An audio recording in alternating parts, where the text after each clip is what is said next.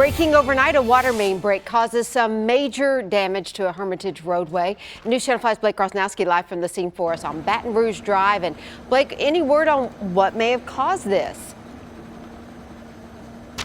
Well, that's still what they're working to figure out, Amy. The good news is that the flooding has gone down, and we do have the crews out here on scene. You can see they're digging up here, and it's a little hard to see in the dark, but there is a massive hole that's in the road here on Baton Rouge Drive, all as a result of this. We actually also just got an update here from Metro Public Works, and we know that at least 40 people are without water this morning. So that's an unfortunate thing for those people who are working when they wake up this morning, having to deal with that. At this point, they are still just working to figure out what caused it, why this happened, but the main concern is fixing this major damage that is on the roadway. You can see, though, causing some major issues earlier this morning with all of that bubbling water earlier. That was just around 12:30 when this first happened. We're just off of Andrew Jackson Parkway, but we are in a residential area, so luckily this shouldn't cause too many issues for people on the road unless you live in here and around the area. There are ways to get around it, so that is also the good news at this point. We do know that the crews are going to be out here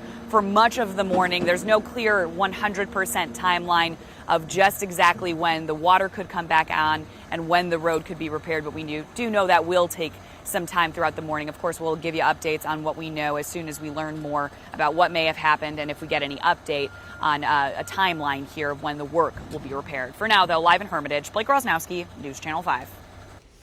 He's accused of brutally murdering a Dixon County Sheriff's deputy, and later today, he and his alleged accomplice are due in court. Stephen Wiggins faces 12 charges related to the death of Sergeant Daniel Baker. According to a criminal complaint, Baker approached Wiggins about being in a stolen car on Sam Vineyard Road in Dixon County, and that's when Wiggins allegedly opened fire.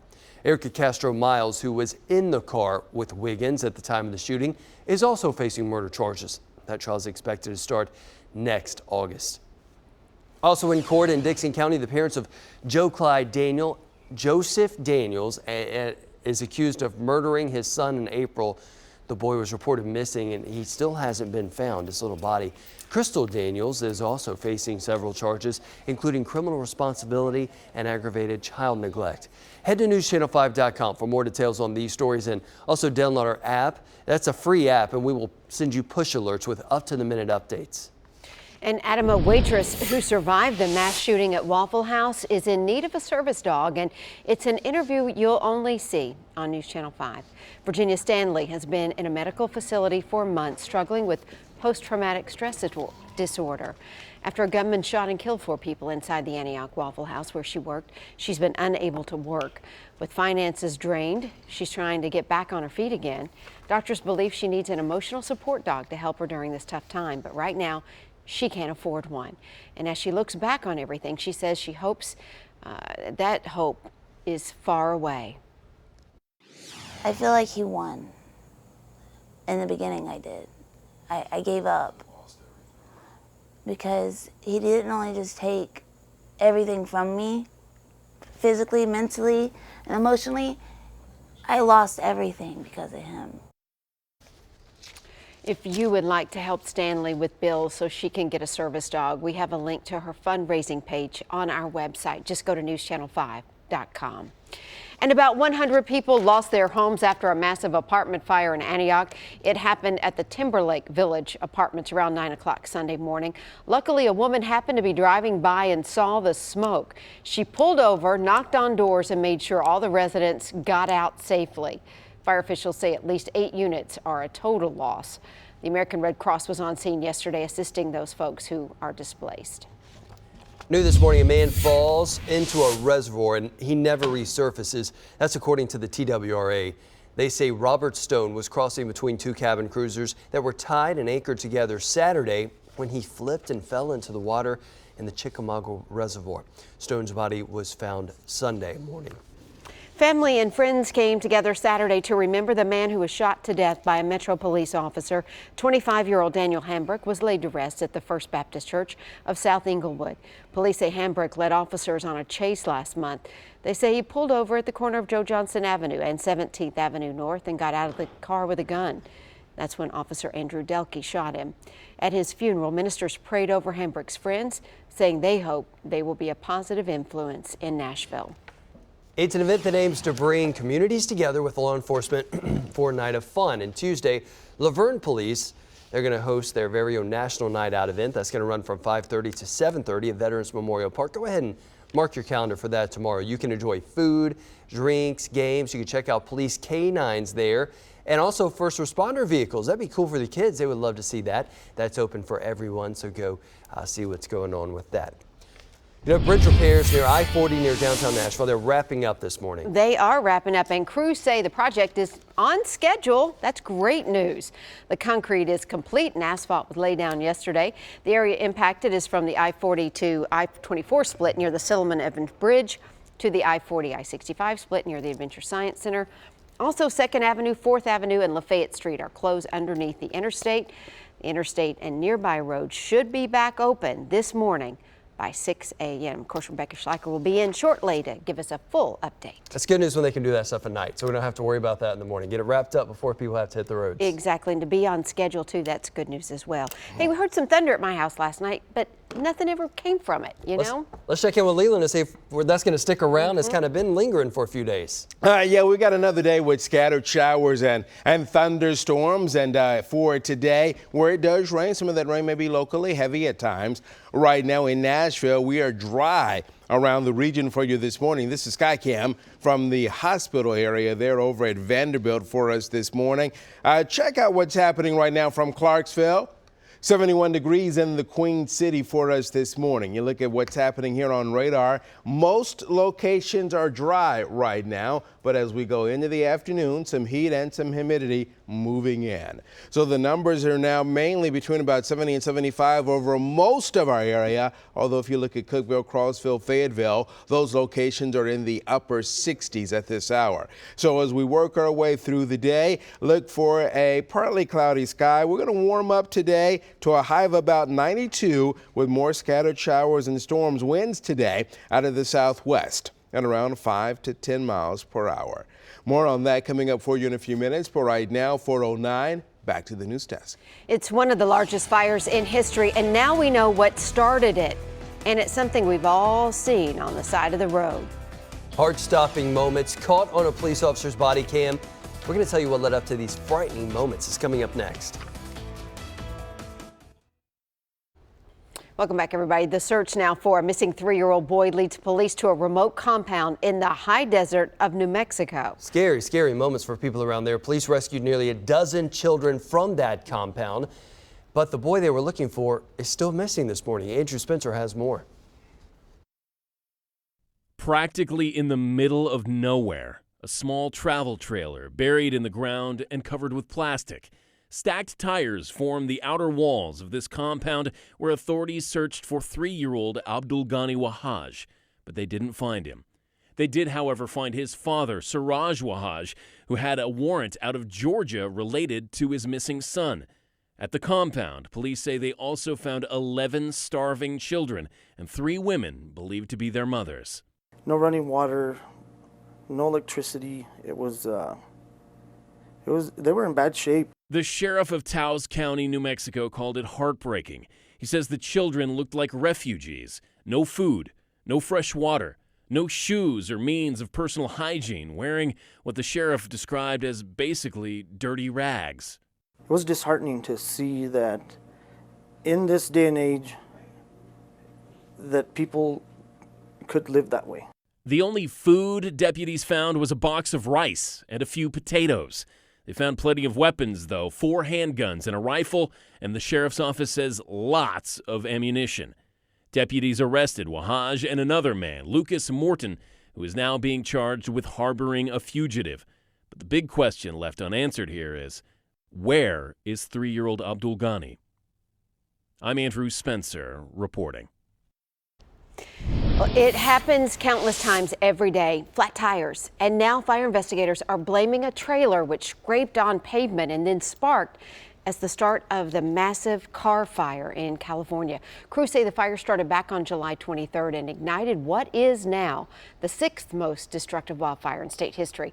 It's killed 7 people and has scorched more than 145,000 acres. And more than 2 weeks later, it is still burning.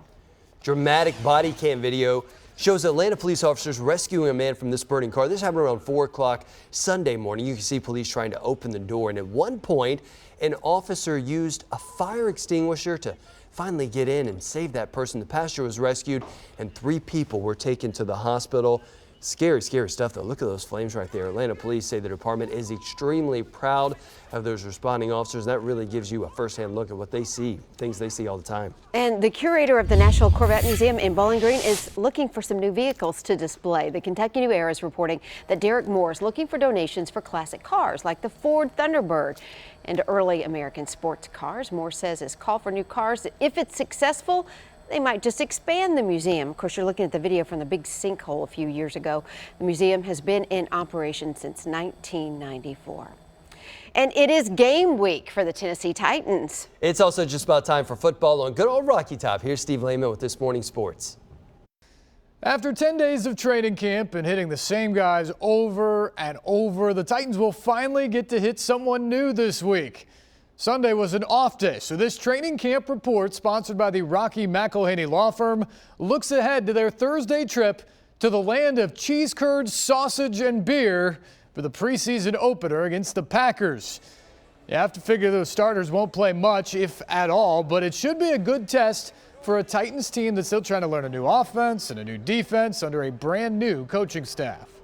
Seems like it's been forever since we're back on the field, and anytime you get an opportunity to put the pads on, get on the field, I just look forward to it. You get tired of hitting your teammates over and over again, and now you got a chance to work for it, hitting a new teammate. So we got the Packers, man. We're excited for that challenge, but most importantly, we're just trying to get better as a team. I'm getting ready to play a game and want to make sure that the operation and the execution is crisp and that guys are, being evaluated.